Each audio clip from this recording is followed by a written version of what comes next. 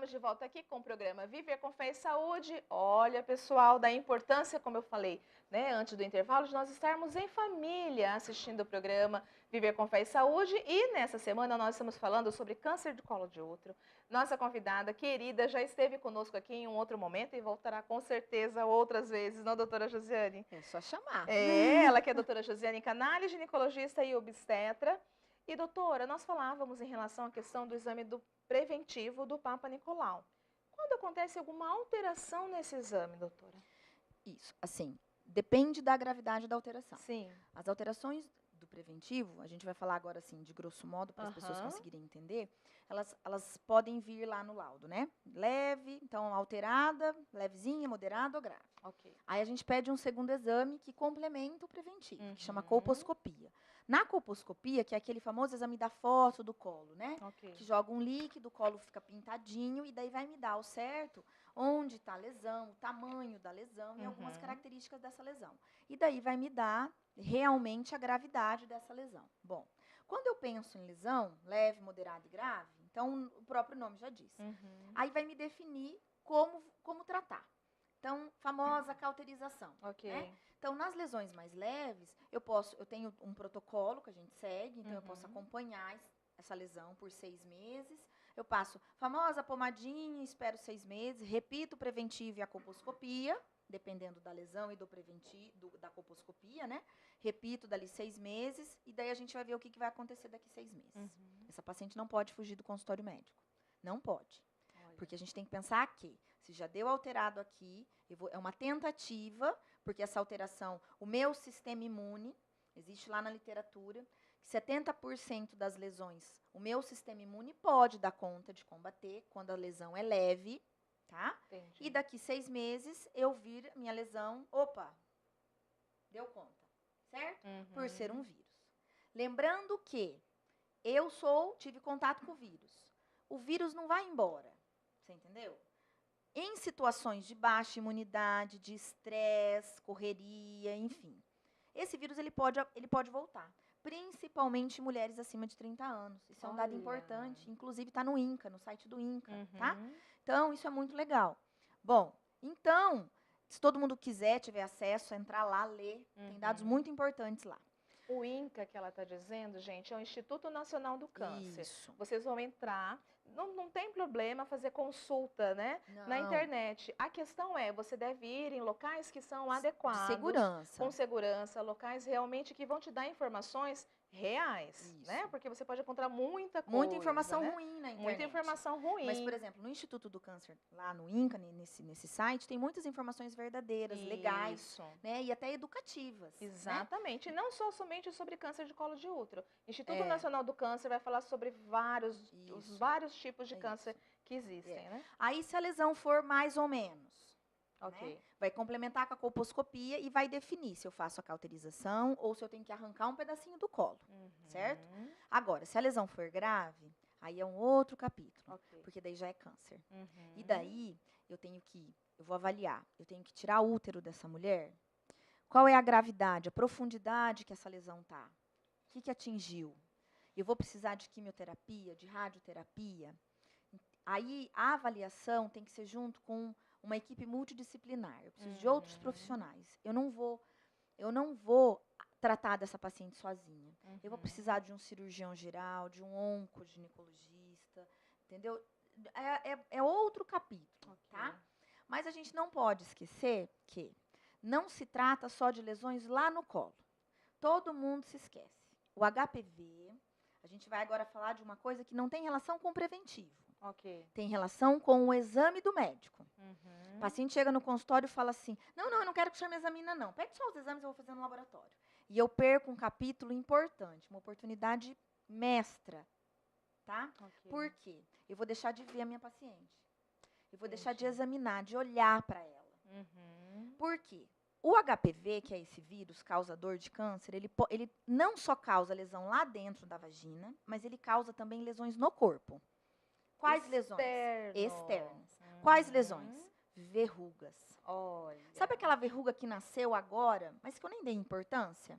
Não, aponta para a lua e aponta e quem cai. Exatamente. Vai lá, não, nasceu agora aquela simpatia, esfrega sal, dá pra vaca, não olha pra trás, esfrega o dinheiro, joga pra trás, quem pegar nasce nele. Aquilo pode ser uma verruga de HPV. HPV, na maioria das vezes é. Então, famoso olho de peixe, que nasceu no pé, tudo aquilo é HPV. Olha o risco. Daí, silencioso. Aí o que acontece? Eu tenho lá o HPV na minha vagina, né? Uma verruguinha lá na minha vagina. Eu invento de ir aonde? Depilar. Aí vou lá no salão depilar. Salão da minha vizinha, no fundo de casa, legal. Passa a cera. Arranquei com a cera. Onde foi a verruga? Na cera. Aí, não é aquele salão que descarta a cera. Isso tem muito, gente. Né? Ou ela pega a pincinha dela e vai tirar o restinho dos fiozinhos, dos cabelinhos, né? Vou contar para vocês. Que não esterilizou. Não esterilizou. Peguei uma paciente com 22 verruguinhas na sobrancelha. 22 na sobrancelha? Doutora, eu fiquei com isso depois que eu fui num salão tirar a sobrancelha. É uma alergia, daí imagina que é uma alergia. Entendeu? 22. Eu contei. Um monte. Axila, peito. Local muito comum. Doutora. Entendeu? Então, a gente tem que ficar muito atento a isso. É um tipo de HPV, a gente precisa tratar, espalha. Mas doutora, vai e volta, vai, olha o meu sistema imune. Quando eu estou bem, de repente volta. Eu já percebi que quando eu estou mal, cresce, aumenta em quantidade, entendeu? Nosso melhor amigo é o corpo, porque então, ele denuncia o tempo todo. Mas às vezes as mulheres não percebem isso. Né? Não se dão conta E pior, sabe o que eu acho mais triste? É que como é que eu vou explicar para o meu marido? Essa é a fala que eu mais escuto. Entendeu? Porque daí, né, como que eu vou falar para ele? Porque infelizmente nos homens, o danado do HPV não aparece. O danado do HPV é um negócio, eu não sei por que eles não gostam do bendito do homem, gente. É uma coisa de louco. Eles não aparecem. Não aparecem. Brincadeiras à parte, mas olha, no homem é um negócio muito difícil. Então, na mulher, tentou e relou, sai uma verruguinha.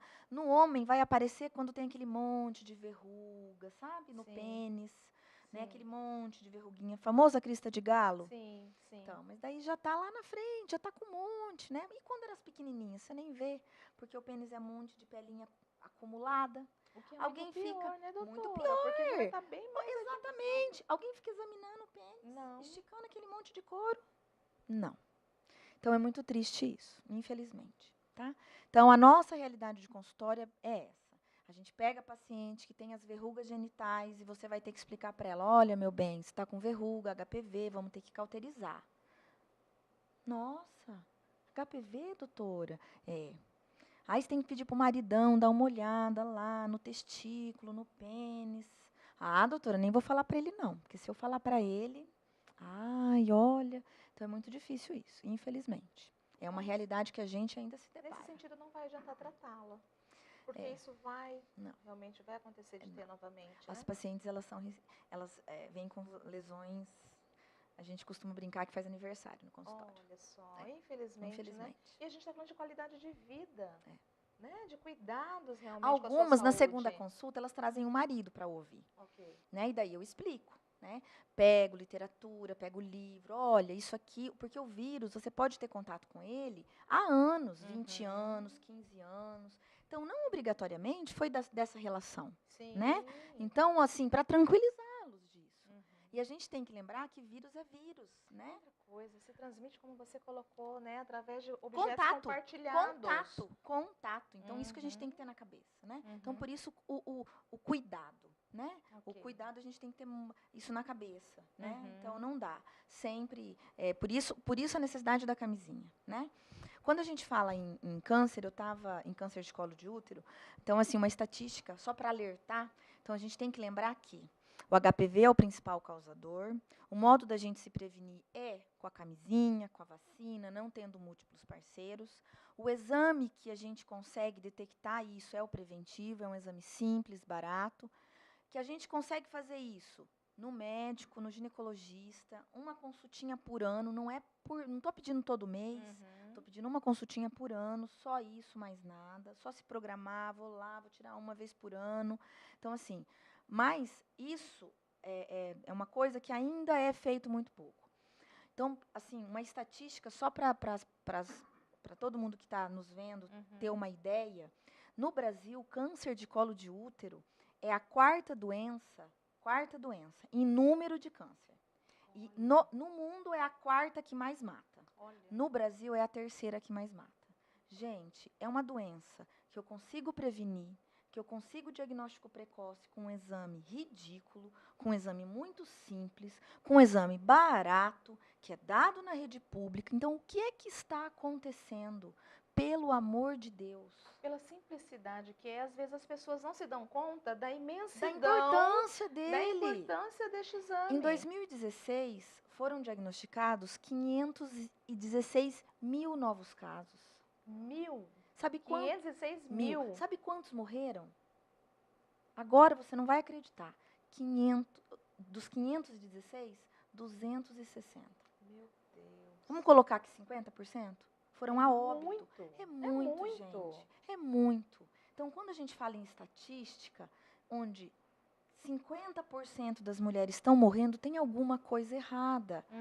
O diagnóstico está sendo tardio. E por que o diagnóstico está sendo tardio? Porque a gente não está tendo noção da importância de um exame tão bobo, de um exame tão simples, de um exame tão barato. Entendeu? Então, ainda se tem o preconceito, ainda se tem a falta de conhecimento, que é um exame necessário, que é um exame simples, que não dói. Ele é desconfortável? É, mas é um exame muito simples, não é verdade? Sim. Então, assim, é uma questão de a gente ter consciência, e nesse mês da mulher a gente precisa disso, é tomar consciência da importância desse exame. Na verdade, assim, é um presente que você está se dando com a sua visita regular ao ginecologista. Exatamente. Né? Assim como você faz aniversário todo ano, pode escolher, inclusive, o mês de março, né, como aniversário da sua visita periódica ao seu ginecologista. Mas daí vai congestionar, né? Eu não vou dar conta de atender todo mundo. Concorda comigo? Então, assim, escolhe qualquer, mas vai. Não é verdade? É importante. Vai, escolhe qualquer meio, mas vai, gente. É importante. Né? Sobretudo as pacientes que são vacinadas contra o HPV. Tem muita importância. Muita importância. Uma vez vacinada, isso não me dá o direito de não... eu não vacinei, eu tô livre, não pego mais. Não, pelo amor de Deus. A gente tem que lembrar que dentro da vacina tem 4 tipos de vírus, só que eu tô protegida. Olha, daquela infinidade que você nos disse. Aquela família enorme. E ainda lembrando que, mesmo eu tomando a vacina, eu tomei a vacina, eu não fico protegida 100%. Eu ainda tô protegida, não é 100%, é um pouco.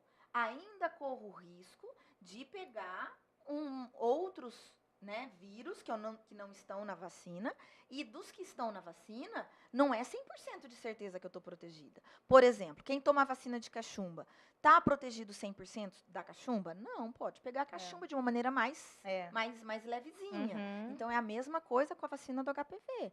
Então, a gente tem que lembrar que quem tomou a vacina precisa, do mesmo jeito, continuar com consulta de rotina, com preventivo de rotina anual. Não pode abandonar. E você colocou também, eu achei bem importante, desse universo todo que você está nos trazendo, da importância exatamente desses exames preventivos, mas que você faça exatamente com o seu médico por conta dessa avaliação que ele vai fazer, desse olhar que ele vai ter, mesmo. não? Exatamente. E o médico que te examina, ele tem um histórico.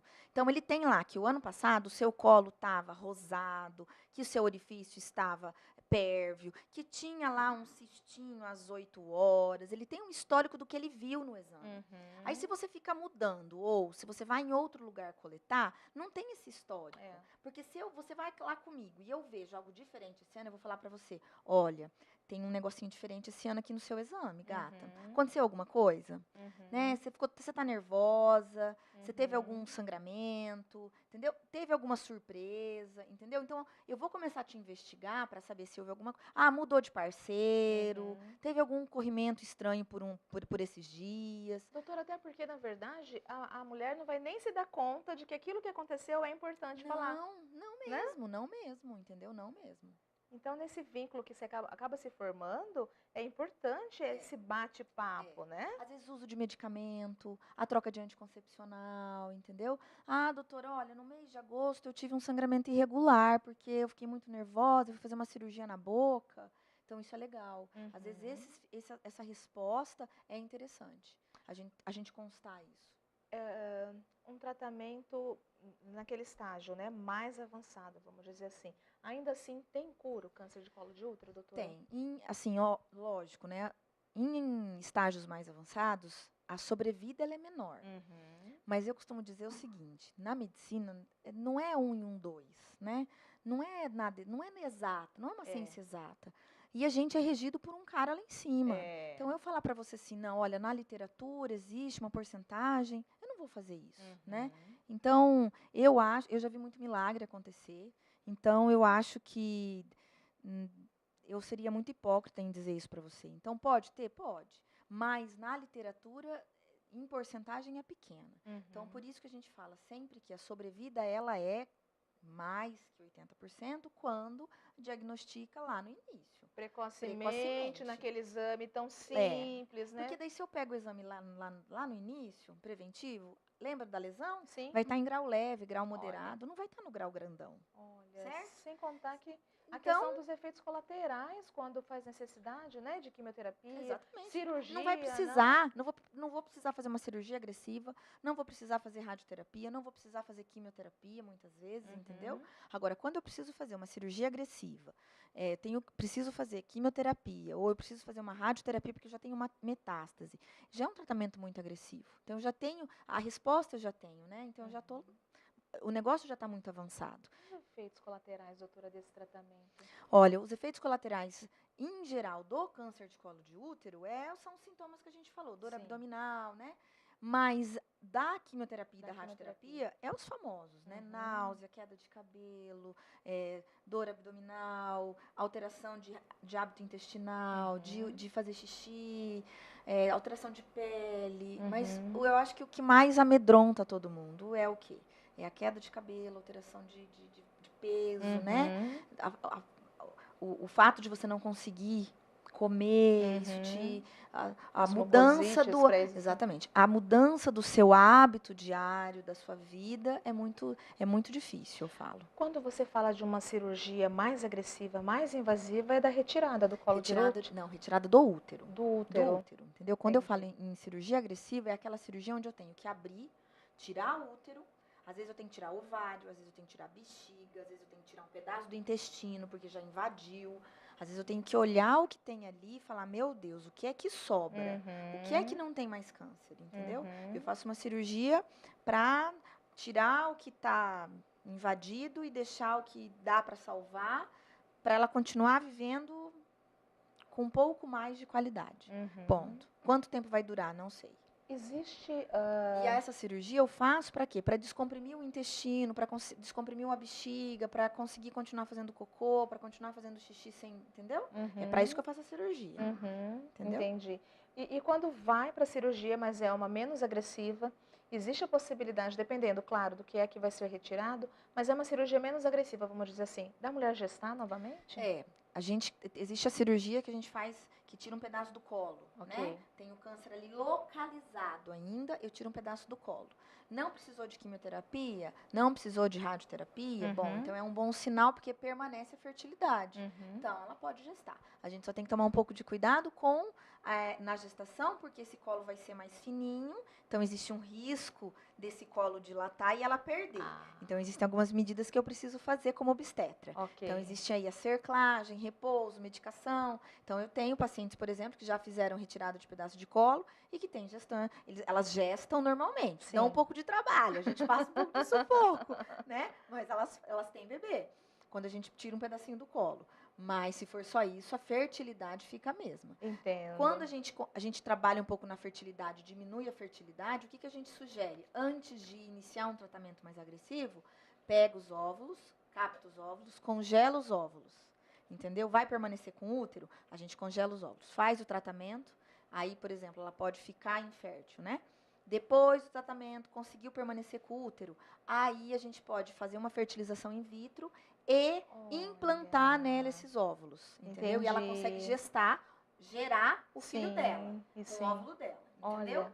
Se por algum acaso não deu certo, precisamos tirar esse útero dela, ela ficou sem o útero. Então a gente consegue fazer, a gente chama para a população em geral barriga de aluguel, né? Porque ela não tem. Na justiça a gente consegue isso. Existe essa possibilidade também. Existe. Eu gostaria que você deixasse uma mensagem para quem está nos assistindo, para as famílias, né, que estão nos assistindo. Olha, então nesse mês de março, né, o meu pedido, né, já durante a minha fala eu já deixei bem claro, eu acho que mais do que nunca é frisar a importância da saúde, a importância do autoconhecimento, a importância da mulher se amar, da mulher se autoconhecer, né, da gente estar se importando, né, e diminuindo os índices de câncer de colo de útero, procurando, indo atrás, né, uma consulta ao ginecologista, procurando saber como é que está a sua saúde, colocando em dia os seus exames. Eu acho que nada melhor do que isso